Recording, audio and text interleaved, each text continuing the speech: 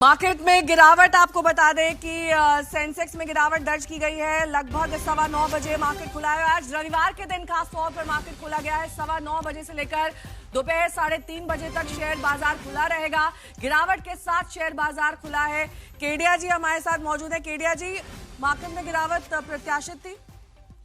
देखिए, इस बजट में बहुत कुछ एक्सपेक्टेड है।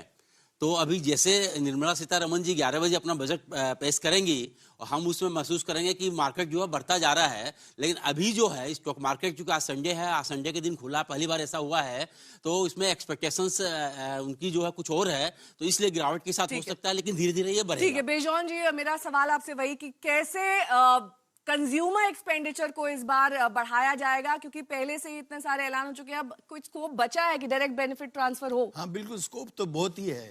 नेहा जी, आपने अपना प्रेजेंटेशन में दिखाया कि कैसे आप जितना सरल करोगे टैक्सेशन को उतना बढ़ेगा, रेवेन्यू बढ़ेंगे और कलेक्शंस बढ़ेंगे। कलेक्शंस बढ़ेंगे तो इनोवेशन आएगा इन टर्म्स ऑफ कैसे वो बेनिफिट लोगों तक पहुंचाएंगे। तो हम उम्मीद कर रहे हैं कि कुछ ऐसा अब लाएंगे और सरलता, टैक्सेशन पॉलिसीज को लेकर आम लोगों को कैसे टैक्स नेट में ले आना, ज्यादा से ज्यादा लोगों को ले आएंगे डायरेक्ट टैक्सेशन में, ताकि ये जो रेवेन्यू एक्सपेंडिचर जो कलेक्शंस बढ़ रहा है, अब जीएसटी के बारे में भी बोले कि कलेक्शंस बढ़ रहे हैं, लेकिन सबसे बड़ा जो चुनौती है, और by the way 9 is a lucky number for me, तो इस साल का 9वां बजट है, तो हम उम्मीद करते हैं कि she will come out with something बहुत ही इनोवेटिव, जो कंज्यूमर के पक्ष में होगा। क्योंकि कंज्यूमर ऑलवेज ये चाहता है कि आप जो अनाउंस कर रहे हो वो हमारे तक पहुंच रहा है कि नहीं। तो आप जैसे जीएसटी का लाए, आप कई लेकिन कम से कम बाजार ऐसे संकेत नहीं दे रहा है। दोनों लाल निशान के साथ खुले हैं। Sensex Nifty. आशुतोष जी हमारे साथ मौजूद हैं। आशुतोष जी, रिफॉर्म एक्सप्रेस प्रधानमंत्री ने कई बार संकेत दिए कि बजट होने वाला है, लेकिन क्या रिफॉर्म्स वाकई उन राज्यों तक फोकस रहेंगे जहां पर चुनाव होने वाले? देखिए नेहा, 2-3 चीजें हैं। पहली बात तो ये कि ऑब्वियसली इसमें कुछ ऐसे स्टेप्स ले जाएंगे जिससे चुनाव पर थोड़ा बहुत असर पड़े, और लेकिन मैं हमेशा इस बात को कहता रहा हूं, जो कैश ट्रांसफर 24 में हमने ऐसा देखा था, बिहार आंध्र प्रदेश दोनों प्रदेशों के लिए खास ऐलान किए गए थे। ये जो कैश ट्रांसफर हो रहा है, जो चुनाव के ठीक पहले कहते हैं, इस पर फौरन रोक लगनी चाहिए, क्योंकि इससे देश की अर्थव्यवस्था का भट्ठा बैठेगा।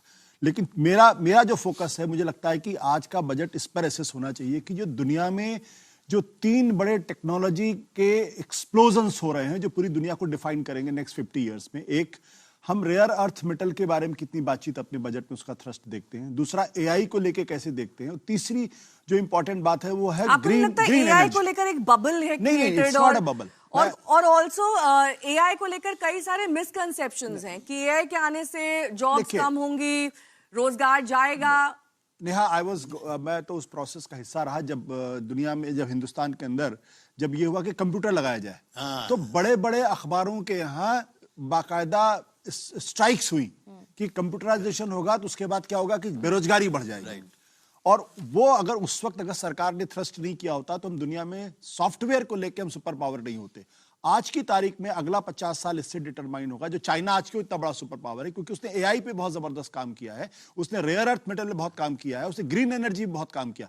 हमारे इस बजट में अगर इन तीनों चीजों पर अगर फोकस होता है, क्योंकि we have already missed the bus in तीनों में, हम ऑलरेडी मिस कर चुके हैं। क्योंकि हमने जो रेयर अर्थ मेटल की जो कंपनी बनाई थी वो 1950 की बनाई थी। आज की तारीख में उसमें फुल टाइम डायरेक्टर नहीं है, उसमें फुल टाइम उसके सीईओ नहीं है। जबकि चाइना से आप कंपेयर कर रहे हैं, उस पर भी डिपेंड करता है। आपको चाइना से कंपेयर करने की बात नहीं है, लेकिन चाइना ने इन तीनों चीजों पे जबरदस्त काम किया है, और आज वो एआई में 90% रेयर अर्थ मेटल को कंट्रोल करता है वो। और जो अमेरिका उसके सामने झुकता है, उसको मालूम है कि जिस दिन चाइना ने रेयर अर्थ मेटल पे कंट्रोल कर लिया, एआई पे कंट्रोल कर लिया, उस दिन अमेरिकन मार्केट का जो इलेक्ट्रिक व्हीकल्स है या बाकी जो बैटरी ऑपरेटेड चीजें हैं वो प्रॉब्लम होने वाली। तो अब हमको क्या इस बजट में उस पर थ्रस्ट है या नहीं थ्रस्ट है, ये इंपॉर्टेंट मेरे लिए ज्यादा है। बशर्ते भाई देखिए, हर सरकार आती है, इंफ्रास्ट्रक्चर पे काम करती है, इंडस्ट्री को कुछ न कुछ देती है, टैक्सेशन में कुछ न कुछ वो रियायत देती है, बट जो फंडामेंटल्स हैं, जो आपकी इकोनॉमी को ड्राइव करेंगे, जो आपको दुनिया के नक्शे में वाकई विकसित भारत बनाएंगे, वो ये 3 चीजें हैं। उस पर हम कितना फोकस करते हैं, मैं तो उस पर जज करूंगा।